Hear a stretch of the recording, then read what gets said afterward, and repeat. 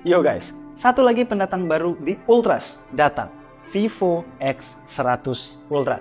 Jujur ya, gue penasaran banget sama kameranya yang di-hypein sama beberapa reviewer luar.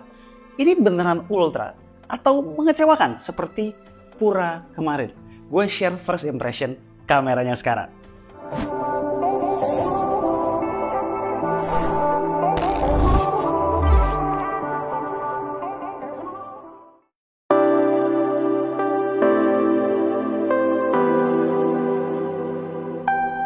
Karena ini first impression, walaupun sekaligus compare, gue nggak akan compare semua end-to-end atau bahas semua end-to-end. Terbatas pada hal-hal yang bikin gue penasaran aja. Sisanya ya nanti ya di full review atau di last cam standing. Stay tuned. Sebelum masuk ke hasil, kita lihat setup hardware-nya dulu. Kayak Vivo X100 Pro, X100 Ultra punya 3 kamera di belakang. Namun kesamaan itu lebih ke jumlah aja. Setupnya berbeda. Main camera di Vivo X100 Ultra udah pakai sensor 1 inch terbarunya Sony, yaitu sensor 50MP LYT900, bukan IMX989 lagi. Sementara perubahan terbesar sebetulnya datang dari telenya yang pakai sensor 200MP ISOCELL HP9. Sebenarnya ini bukan kali pertama kita lihat sensor dengan megapiksel besar dijadiin sensor tele periskop. Cuma di Honor Magic 6 Pro kemarin menurut pengalaman gue itu fail. Kita lihat apakah racikan Vivo lebih mumpuni di sini. Terakhir di belakang ada kamera ultrawide dengan sensor 50MP LYT600 atau IMX882. Sama aja by the way keduanya. Untuk kamera selfie dia pakai 50MP ISOCELL Gen 1. Kita lihat hasilnya sambil compare tipis-tipis ya sama Ultras lainnya yang ada di Studio K2Z. Pertama, main camera. As expected, dari kombinasi sensor LYT900 dan processing ala Vivo, warnanya tuh eye pleasing, skin tone cerahnya keluar dan secara detail luar biasa. Kalau jeli bisa lihat sedikit jejak sharpeningnya karena sebenarnya itu nggak kelihatan banget. Soal warna, jangan lupa ada 3 mode warna yang bisa dipakai. Vivid yang eye pleasing, texture yang berkarakter ala-ala Leica autentik di Xiaomi gitu, lengkap dengan vignetting tipis di pojok-pojok, dan warna yang menarik walau nggak natural.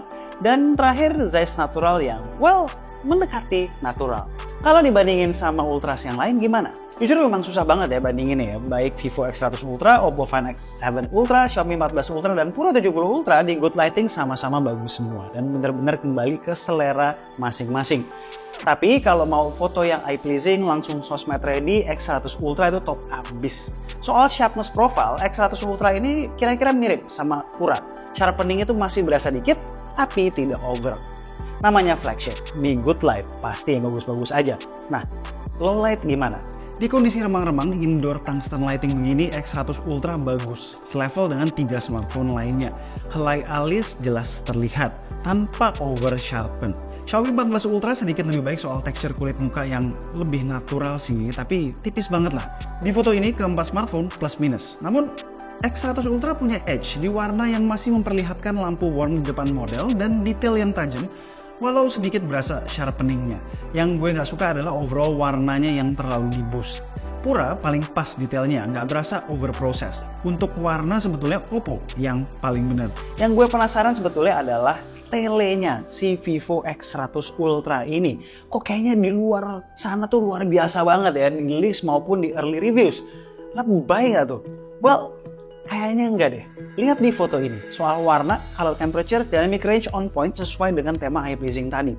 Gue paling suka X100 Ultra dan Xiaomi yang nggak terlalu warm kayak Find X7 Ultra atau terlalu pucat kayak di Huawei. Pembeda utamanya adalah dari soal detail. Gila coy, X100 Ultra tuh gila banget detailnya. Yang lain bagus juga, tapi Vivo kayak setengah step di atas. Lihat pori-porinya, lihat alis yang tajam, walau ya memang ada sedikit jejak sharpening. Tes yang lebih susah lagi buat telenya, zoom di atas zoom range. Kita langsung aja ke 10 kali zoom. Gila coy, ini baru penggunaan sensor dengan megapiksel besar yang bener. Gak kayak di Honor Magic 6 Pro kemarin. Detailnya gila banget, gak berasa kayak hybrid zoom sama sekali. Looknya bener-bener natural. Butuh yang lebih susah? Kita sikat 20 kali hybrid zoom di kondisi remang-remang. Ini referensi image buat jaraknya ya. Dan ini perbandingannya.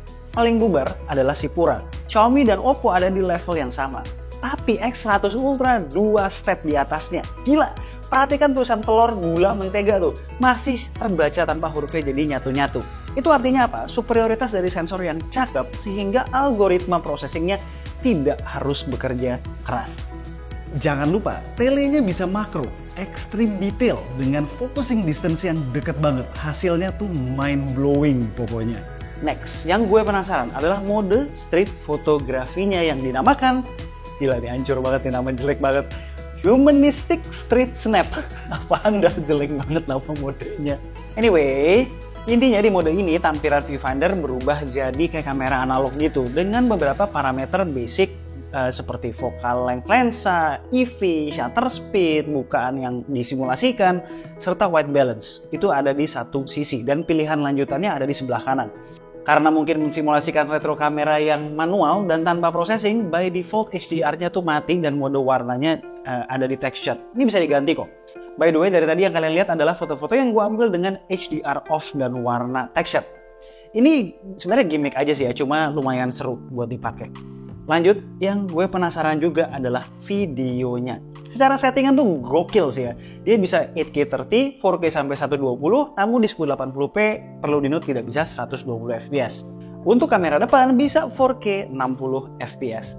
Perlu di-note juga kita bisa pindah-pindah lensa ketika nge-record video dari lensa ultrawide, main camera, tele, dan bisa juga langsung pindah ke selfie camera. Nice. Dan ternyata perpindahan antar lensanya tuh seamless banget. Wah sayang nih, gue lagi nggak megang sebuah iPhone. Gue rasa bakal bisa bersaing sama Pro Max-nya Satis.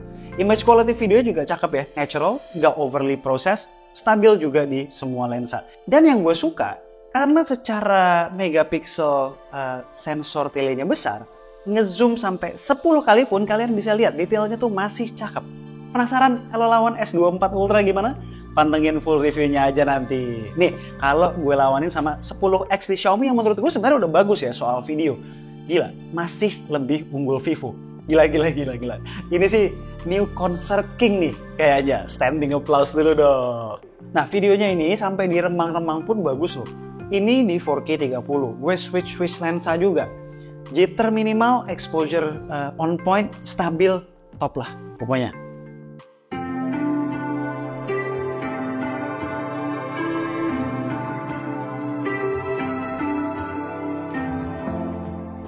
Nah, itu aja ya aspek-aspek kamera yang bikin gue penasaran dari kemarin. Dan gue rasa kalian bakal agree kalau gue bilang ini punya chance besar melangkah jauh di last cam standingnya K2G. Oh ya, by the way, besok gue dan Satis shoot nih last cam standing berikutnya. Find X7 Ultra dan lawan Xiaomi 14 Ultra. Stay tune ya. Loh bang, kok udahan bang? Selfie-nya mana? Portraitnya mana? Ultra wide-nya mana? Soal handphonenya sendiri mana? Nah itu ntar aja ya, langsung di full review. Ini kan baru first impression gue doang soal kamera yang terfokus ke hal-hal yang bikin gue penasaran sejak awal rilis. Alright, sekian aja video dari gue kali ini. Gue Alessa and this is K2G. Tunggu racun-racun kami berikutnya.